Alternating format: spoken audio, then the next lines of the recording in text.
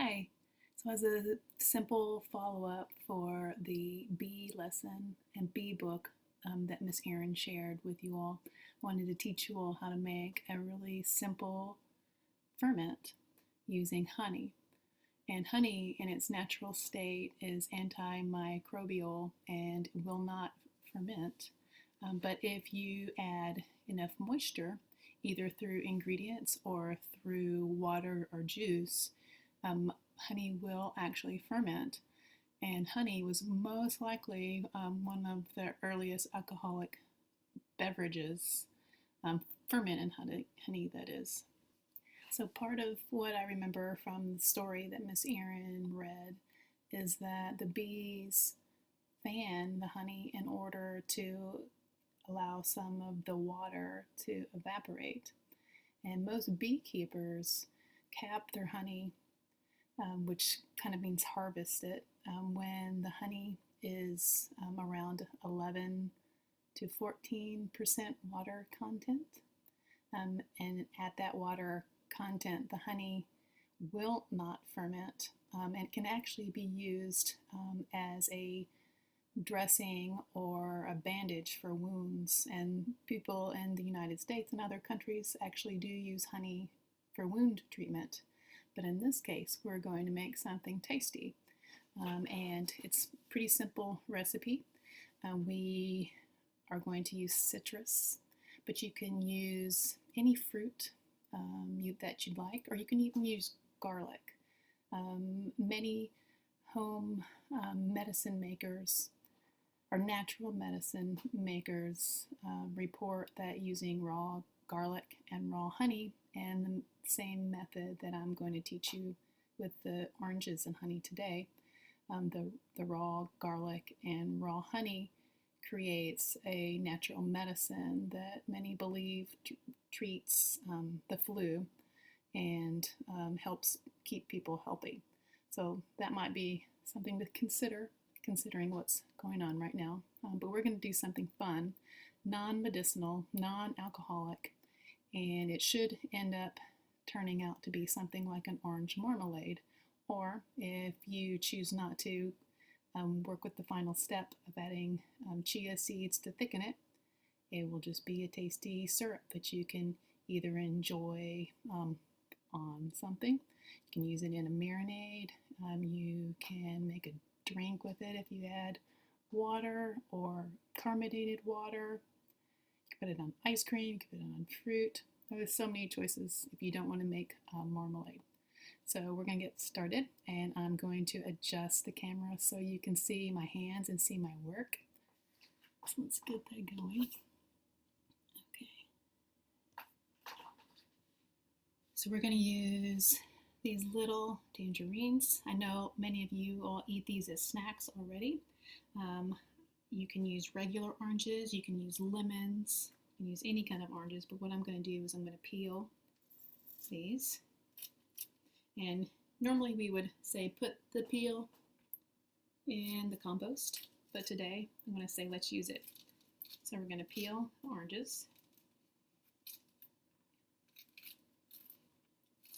I have already peeled, looks like I've peeled 3.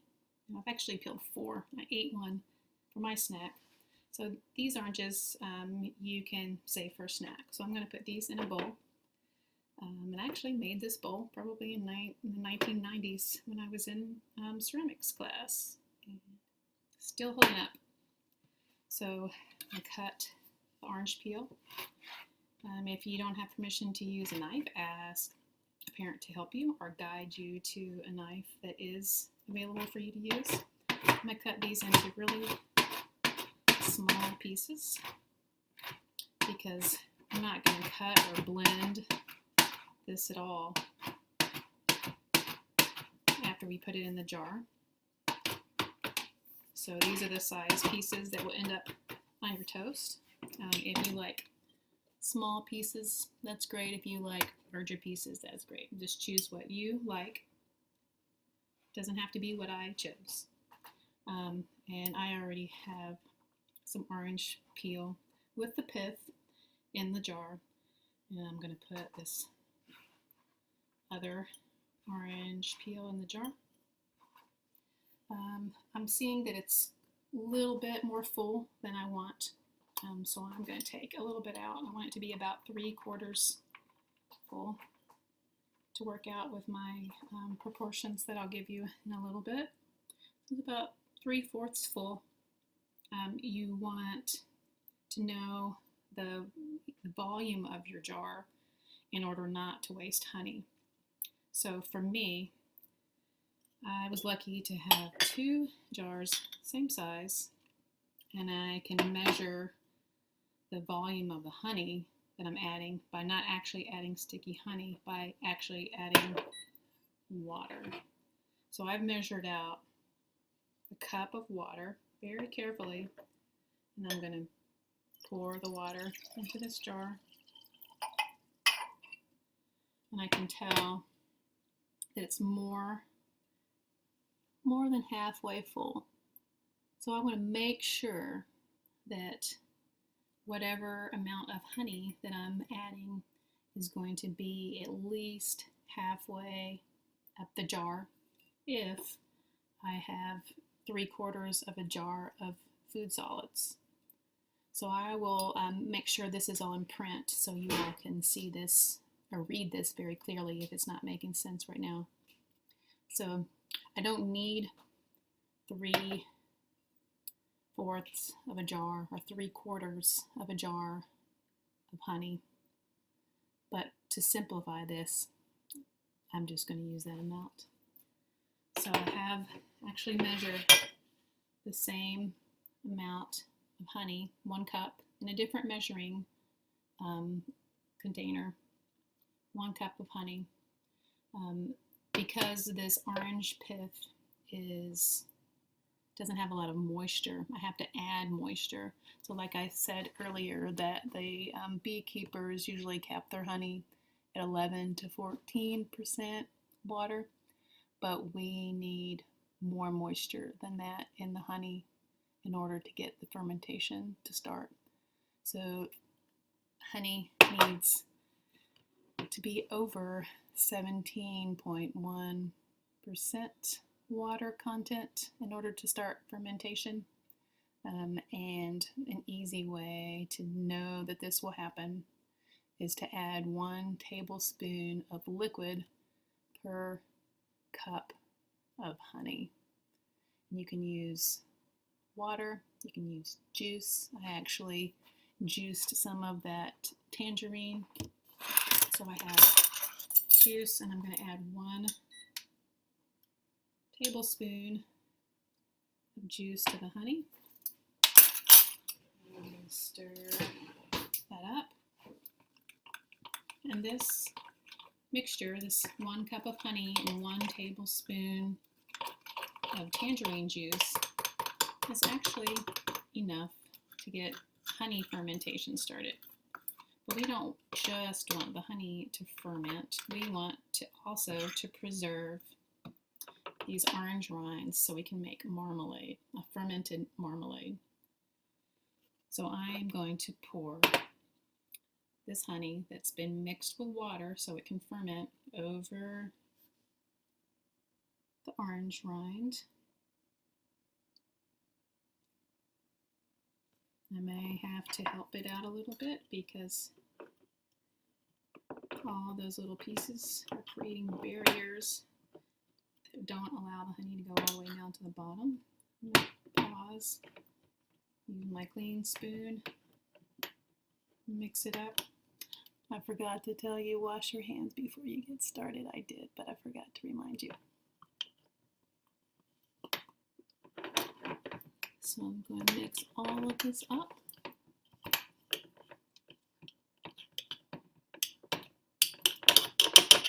And keep on adding.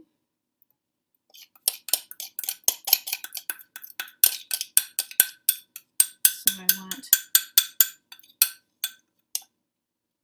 all of that honey mixed in with the orange rind and mix it all up.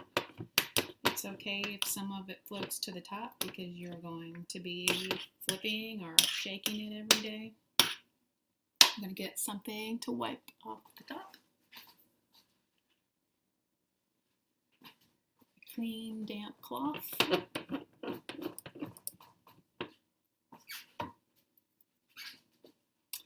Then I'm going to put a lid on, not tight, so tight that you need help to get it off, but close it tight and then turn it halfway so it's finger tight.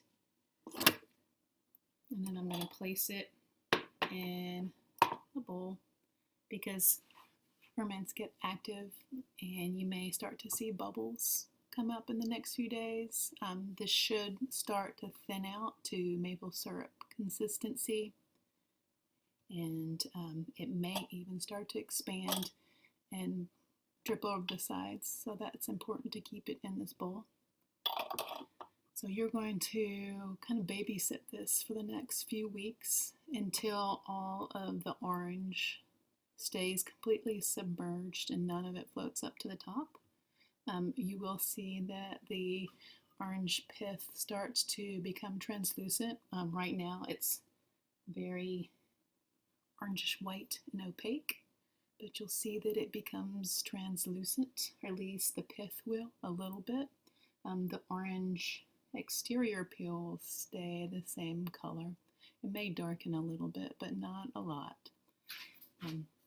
So what you'll need to do is put this in in your house. Regular ambient temperatures of your home should be fine, unless you really have the AC blasting. It does best, the fermentation does best over 60 degrees, but in the 70s is probably better for the microbes that are involved. So this is, we've talked about germs, but germs is just a general term for many undesirable microbes. In fermentation, we are utilizing the microbes to preserve the food by microbial and enzyme changes.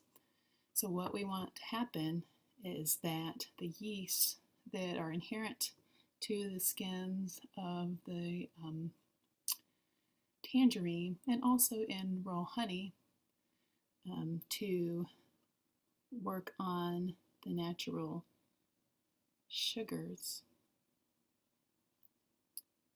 and create a microbial process. So we'll be checking on this daily. Each day you want to make sure the top is on securely. You want to flip it over. You can give it a little shake. Make sure everything mixes back up. And then sit it back down on its spot.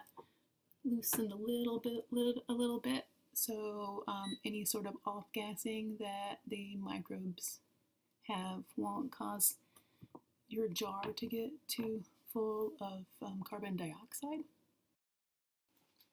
So you'll want to watch the jar and give it an upside down turn once a day for the next 3 or 4 weeks, maybe more depending on the temperature of your house. So on the cooler side, take longer. If your house is warmer, it will take less time.